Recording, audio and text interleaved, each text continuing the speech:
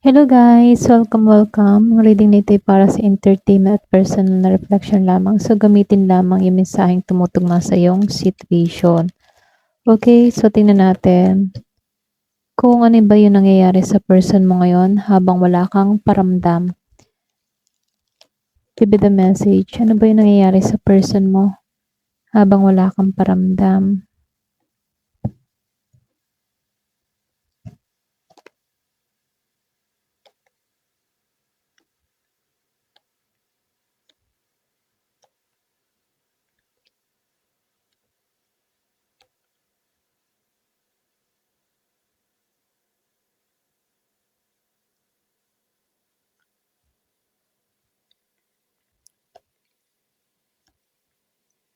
So, dito, meron akong nakikitang Gemini, Libra, and Aquarius.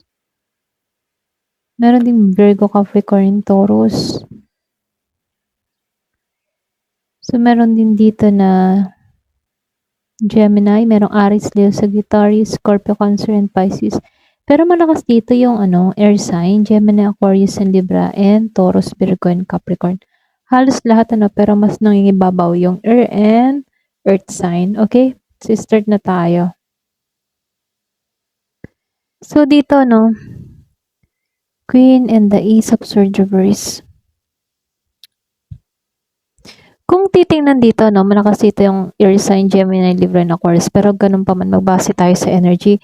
Kumbaga dito sa Queen of Swords and the Ace of Swords reverse, para silang naka-reverse. So, ibig sabihin, meron kang person dito na may pagkalito or pwede rin nalilito siya sa kanyang emosyon, nahihirapan siyang mag-isip, ganun yung energy niya, Pero sa kabilang banda, kahit nahihirapan to mag-isip, meron tong dala-dala ng sama ng loob, okay? Para bang may kinikimkim to na sama ng loob, ganon. Kasi itong tao na to, kaya meron siyang mga kinikimkim na sama ng loob dito. Kasi, meron siyang mga hindi nasabi or hindi matanggap na katotohanan, Pwede rin may miscommunication sa inyong dalawa, okay? Yung iba sa inyo, kaya lumalabas dito na nalito or pwede rin may pagkalito. Pwedeng hindi kayo nagkausap ng maayos, hindi kayo nagkaintindihan, or pwede rin sabihin na meron ditong huminto, okay? Para bang naiwan sa ere or pwede rin bigla na lang nawala, ganon. Kaya meron ditong lumalabas na merong sumasama ang loob, okay? Malakas yung pagkikimkim ng sama ng loob sa person niya, ganon. So dito, sa Five of Swords and the Magician reverse. Pero kung tutuusin, may pagsisisi sa mga nangyari sa inyong dalawa. Para bang gusto niya nang matapos lahat, ganon. Pinagsisihan din ng tao na to yung naging resulta ng action niya, ganon. So, lumalabas, para bang gusto niya nang makipag-ayos, gusto na ng tao na to na tapusin yung alitan sa pagitan yung dalawa, sa mga nangyari, nagsisi na siya doon, ganon. Kasi itong person mo dito, pakaramdam ba niya, nawalan siya ng control sa sitwasyon or pwede rin hindi niya alam kung paano ba aayusin yung mga bagay-bagay sa inyong dalawa, okay? Yung bang tipo na siya yung klase ng tao na siya yung gumawa ng pagkasira niya, ganon, okay? At ngayon nagsisisi siya. Para bang mali yung ginawa niyang action sa'yo. At ito yung nagiging resulta. Kaya ngayon, wala siyang control sa sitwasyon ninyo. Pwedeng hindi kanya makontak, hindi kanya makausap, pwedeng may blockage, mga ganun. So, dito, at itong the story verse, Three of Pentacles. Sa totoo lang, itong person mo, siya yung klase ng tao na pwedeng hirap to makipagtulungan sa iba or hirap siya makasalamuha sa iba. Para bang nagkaroon din to ng problema sa kanyang trabaho, sa plano niya, sa buhay, or pwede rin sa environment na ginagalawan niya. Wala siyang makasundo, ganun. May time na 'no, nawalan din 'to ng pag-asa or puwedeng sa ngayon puwedeng nawawalan siya ng pag-asa, nawawalan siya ng confident. Posible ano, para bang mababa lang yung kanyang moral, gano'n. Para bang hindi niya alam kung bakit ganito yung kinahihinatnan niya, parang hindi siya ginagalang, hindi siya nirerespeto ng tao dito sa paligid niya. Parang feeling niya nawalan yung kanyang dignidad, gano'n. Hindi niya nakukuha yung gusto niyang mangyari, gano'n.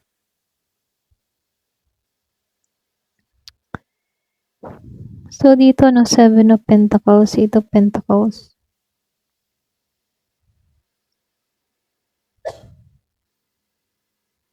Meron kang person dito, no, kahit may mga pinagdadaanan, yung iba sa inyo malakas earth sign, Taurus, Virgo, or Capricorn. Para ba siya yung klase ng tao na nagpo-focus na lang muna sa trabaho? Para bang abala siya sa trabaho, abala siya sa pag-aaral, abala siya sa pagpapabuti sa kanyang sarili, ganon. Pero naghihintay siya ng resulta, no, sa kanyang mga ginagawa. Para bang nakatuon siya sa kanyang sariling pagbabago, para bang sinusubukan niyang maging matyaga, at iniintay niya yung resulta ng kanyang mga ginagawa. Or pwede rin meron itong mga binabago sa kanyang sarili, routine, or pwede rin meron siyang inaayos sa kanyang buhay, ganon. Pero ano ha, kasi lumabas itong the Lovers upright and the Ten of Swords. Kung tutuusin, malakas yung ano niya malakas yung nararamdaman ng taong ito sa'yo. Para bang malakas pa rin yung damdamin ng tao na to sa'yo. Maring meron lang tong mahalagang desisyon na kinakaharap tungkol sa relasyon, ano. Kaya lang, ang masama dito, meron ditong nasaktan. Pwedeng ikaw nasaktan ka ng taong ito. Kaya yung iba sa inyo, pwedeng huminto ka na lang sa pakikipag-usap dito. Nadismaya ka sa taong ito, na-disappoint ka sa taong ito. Para bang meron kang gustong tapusin na about sa taong ito. Ganon. Okay? So, lumalabas din dito sa The Chariot upright. At itong King of Swords reverse. Alam mo, yung iba sa inyo ha, sa kabila ng mga naranasan mo dito sa Ten of Swords, para bang ikaw, mas pinili mong magpatuloy, ano? Para bang gusto mo na ikaw na lang yung kumontrol sa buhay mo, sa direction mo, dito sa The Chariot. So, ganun ano. Para bang ikaw dito sa The Chariot, pinipili mo na lang na magpatuloy sa buhay, ganyan. Gusto mo ikaw yung may control sa sitwasyon mo. Ayaw mo magpadala sa emotion mo about sa taong ito. Para bang ngayon ano, para bang mas gusto mo ngayon yung payapa. Kasi tingin mo naman sa taong ito na alam mo yun, para bang nagmatigas to before, naging malamig sa'yo before. Kaya ngayon ano, parang ikaw, ayaw mong magpahayag ng iyong nararamdaman or yung tunay mong nararamdaman sa taong ito. Kasi naranasan mo dito sa taong ito yung pagiging cold niya. Or pwede rin energy mo to. Ikaw yung nagiging cold dito. Ikaw ngayon yung mas nagmamatigas ngayon dito. Kaya meron kang person dito na parang napapa-atras siya. Okay? Bago tumungo sa'yo. Parang nag-aalinlangan, ganyan. Kasi meron akong nakitang tao na nagiging cold. Parang nagiging matigas yung damdamin niya sa person niya. Ganun lang yung energy dito, no? Ayaw niyang ipakita yung weakness niya, yung totoo niyang nararamdaman sa taong ito. Ganon.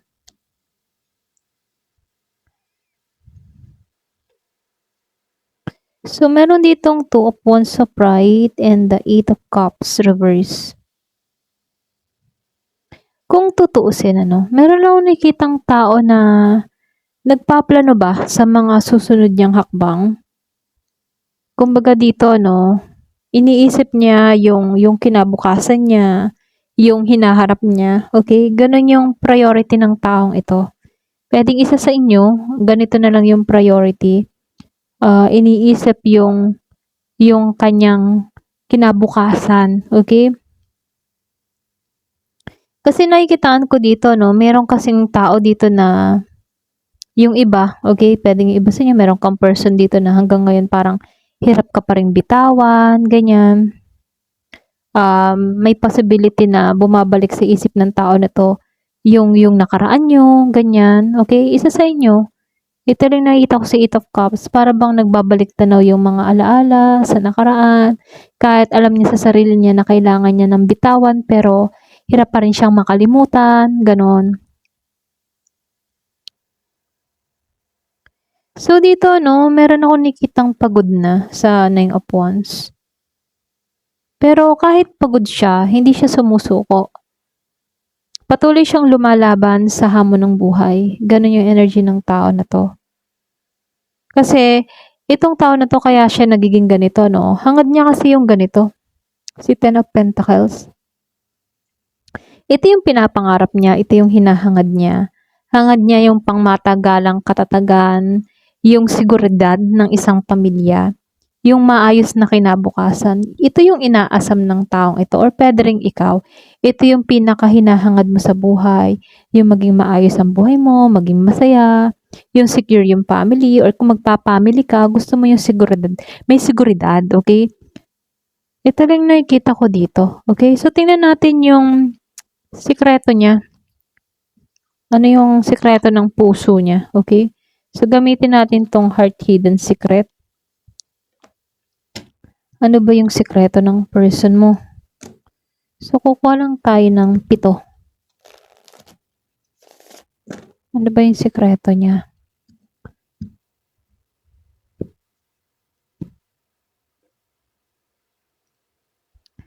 Ayan. Pasensya na. Naputol tayo. So, tingnan natin ah, yung nararamdaman niya. Okay, yung mga tinatago niya. Divine Feminine. So, may Divine Feminine dito. Chasing, return. Wow. May magbabalik dito.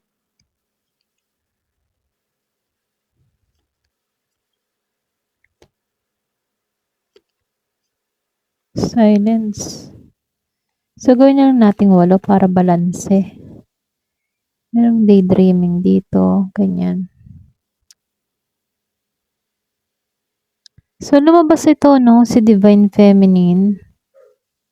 Chasing. Yin, feminine energy. Kumbaga dito, no? Nakikitaan ko lang dito sa Divine Feminine. Meron ditong energy ng pwedeng may paghihilom or pwede rin ikaw to. Andito ka sa Divine Feminine, naghihilom ka na sa sitwasyong ito, mas minamahal mo na yung sarili mo, or pwede rin mas nakatuon ka sa pag-unlad mo, okay? So, comment ka kung ganito ka ha. Para bang ikaw yung tipo ng tao na malaki yung naging impluwensya ng emosyon mo kung bakit nagbago ka dito, okay? So, nakikitaan ko dito, may mga desisyon kang ginampanan, meron kang mga desisyon na ginawa para sa sarili mo, okay? So, nakikitaan ko lang din dito, no? Lumabas itong chasing.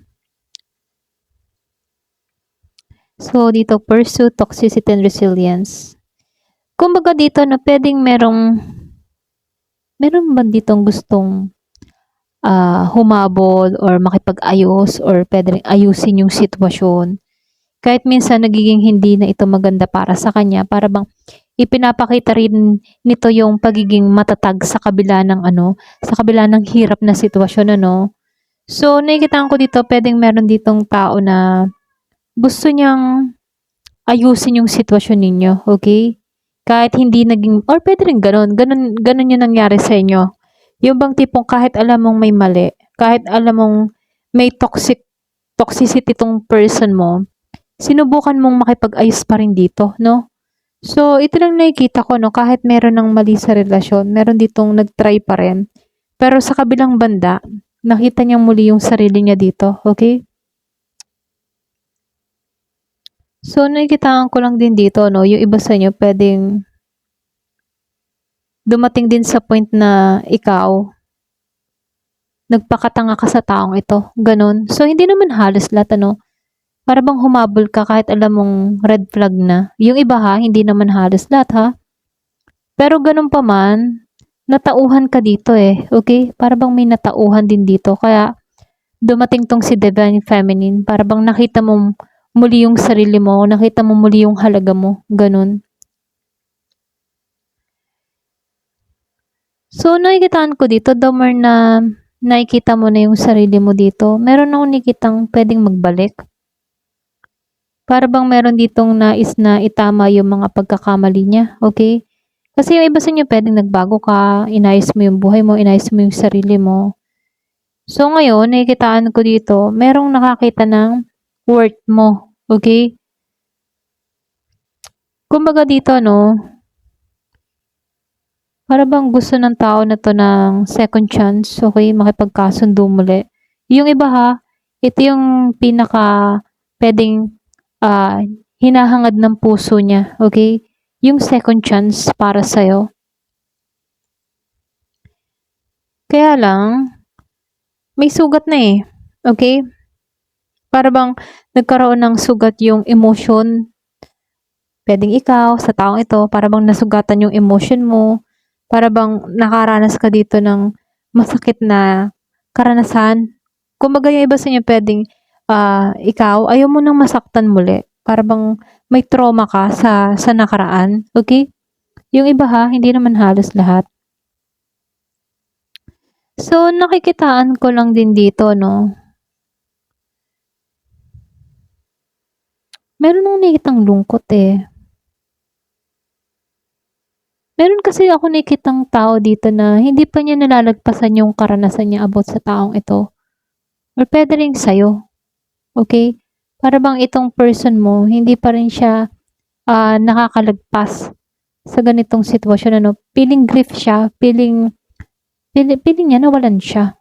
Feeling loss sa sitwasyon. Yun yung nararamdaman niya. Baga nakaramdam siya ng matinding lungkot.